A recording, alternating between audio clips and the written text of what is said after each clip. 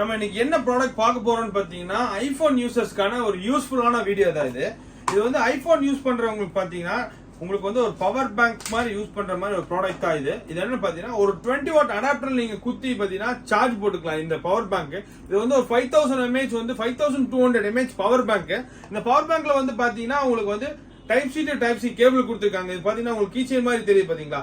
இது வந்து ஒரு type C to type C cable. இது கூட பாத்தீங்கன்னா டைப் சி டு லைட்டிங் கேபிளும் கொடுத்து ஐபோன் கேபிள் கொடுத்துருக்காங்க.